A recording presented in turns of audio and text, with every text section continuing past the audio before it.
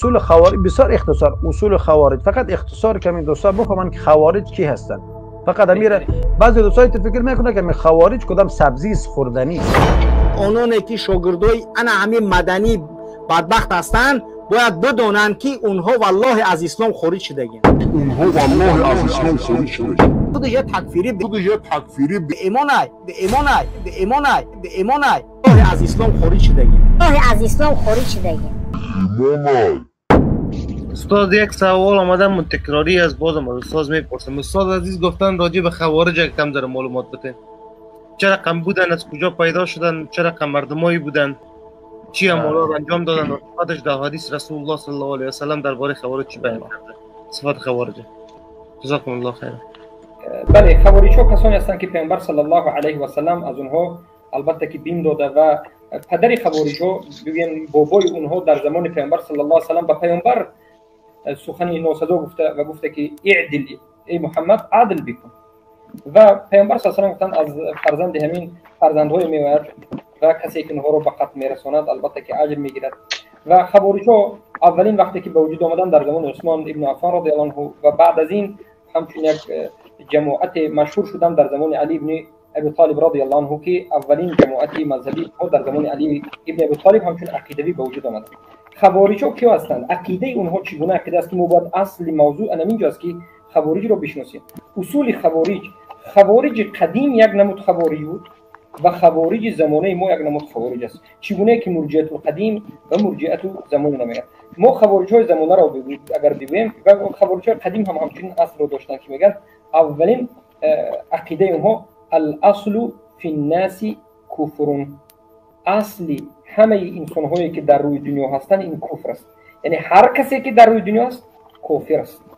کی او مسلمان می شود؟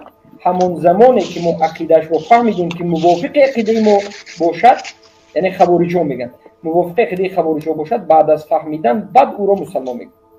از نظر خوارج ها یگان مسلمان در روی عالم نیست، زیرا که یک قسمی از خوارج خودشون دیگرها رو نمیدونند و دیگرها اینها رو نمیدونند. بالاخره اصل مردم کافر است و همه کافر است.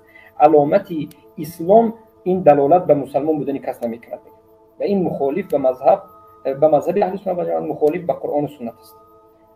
چخیلی که سوره نساء 92 به این دلالت میکرد، حدیث اسامه به این دلالت میکرد، حدیث سعید بن خدری که قصه ولید در مسئله قلب شکوف کردن و نکردن به این دلالت میکرد. دومین اصل خوارج ها این است که میگویند اگر یک حکومت یا یک دار کفر باشد، یک زمین دارالکفر باشد، همه کسانی که در این زمین زندگی میکنند کافرند. یعنی اذا کفر الحاکم و کفر المحکومین، یعنی من حاکمی که کافر بشود همه محکوم کافر است. از نظر اینها امروزه دارالکفری که وجود دارد یا دارالتواری که وجود دارد، یعنی ترکیه باشد یا افغانستان باشد یا پاکستان باشد یا مصر باشد، جای نباشد منطقه مسلمانشین، از نظر خوارج ها همه انسان هایی که در اینجا زندگی میکنند همشون کافرند. یعنی این است دومین اصل اونها. سومین اصل اونها این است که میگویند بارک الله فیکم تکفیر بالعموم، یعنی همون وقت تو مسلمان میشوی که همه رو کافر بگویی و همین میگن ملت ابراهیم که البته این باطل است. و چهارمین اصل خوارج این تسلسل در تکفیر است. مثلا میگن که تو مشرک رو مشرک نگفتی، تو مشرک هستی.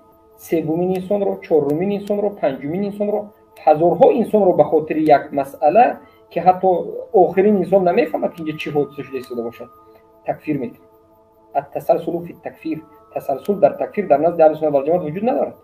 البته مسئله عذر المشرک وجود دارد، لیکن بعد از این دیگر مسائل سوم که کمی علما سخن کرده اما دیگر باقی ندارد. اما خوارج ها هزارها، یعنی این است مذهبی البته خوارج. امروزه خوارج هایی که خود را با اهل سنت نسبت میدن، انمین اصولشان است و انمین مصیبتشان است و کسایی که عقیده رو دارن البته اصول خوارج رو دارن. و ما قاعده داریم اهل سنت که هر کسی که اصول مذهبی یک مذهبی بدعت رو گفت او را به همون مذهب نسبت داده میشه. یعنی چی؟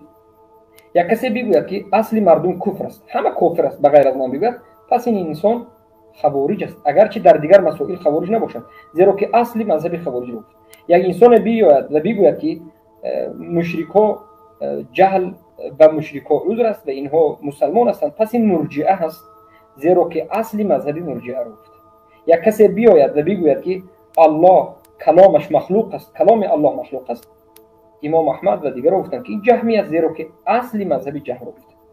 بارک الله فیکم. ما پناه میبریم از خوارج‌ها و از این جزاک الله خیرا. دوستان عزیز گفتن نمونه کسی که یک برادر مسلمان خدا که صفت خوارج در وجود از او نباشه و او را خوارج خطاب بکنه، حکم از شخص چی است؟ بارک الله فیک. باید بله برادر عزیز عمران اشاره خوبی رو دقیقی رو اینجا ذکر کردن که اما افسوس است که امروز دشمنان قرآن و سنت، امروز دشمنان اهل سنت و سلف صالح، دشمنان اهل توحید را خوارج میگن. کسانی که همه را مسلمان را مسلمان میدونن، کسانی که به ظاهر حکم میکنن، کسانی که الله و رسول تکفیر کرده رو تکفیر میکنن، دیگرها رو تکفیر نمیکنن، علامت بگویم اصول خوارج رو انکار میکنن، کسانی که مبارزهشون فقط به کفر بالطاغوت است، مبارزهشون برای حرکت کردن تطبیق حکم الله است، برای زنده کردن توحید است. همین ها رو در باره های مرجئه های حزبی های مدخلی های میآیند و خوارج میگن. این تهمت است و این بهتان است و اگر این خوارج گفتنشون به مانند مدخلی ها که خوارج میگویند و بعد از این کلاب النار میگویند و سگ‌های جهنمی میگویند و بعد از این تکفیر میکنند، تکفیر باشد، اینها خوارجند، اینها خودشون خوارجند و تکفیریند و البته که این بهتانشون در نزد الله جواب خواهند داد. من در اینجا بیتی که ابن القیم گفته، ابن القیم ببینید احمد ابن حنبل رو خوارج گفتن، شیخ الاسلام ابن تیمیه رو خوارج گفتن و ابن القیم رو خوارج گفتن، محمد ابن عبدالوهاب رو تا بروز خوارج میگن و دیگر طالب علمان اهل سنت و جماعت توحید رو خوارج گفتن. بدونید که این سخن شما به اونها ضرر نمیرساند و شما در نزد الله خوار و ذلیل خواهید شد. ابن القیم رو خوارج گفتن که ابن القیم شکایت کرده، تهمت آنها رو در نونیه ذکر میکند و میگه من لی بمثل خوارج قد كفروا بالذنب تأويلا بلا إسيان وخصومنا قد كفرونا بالذي هو غاية التوحید والإيمان. یعنی ما چیکار کردیم که ما رو خوارج میگوید؟ به خاطر این ما رو خوارج میگید که ما توحید را تحقیق کردیم و مشرک را مشرک نامیدیم. شما به خاطر این که توحید را تحقیق کردیم میگید ما رو خوارج میگید، اما بدونید که این جاهلانه است و بدون علم است.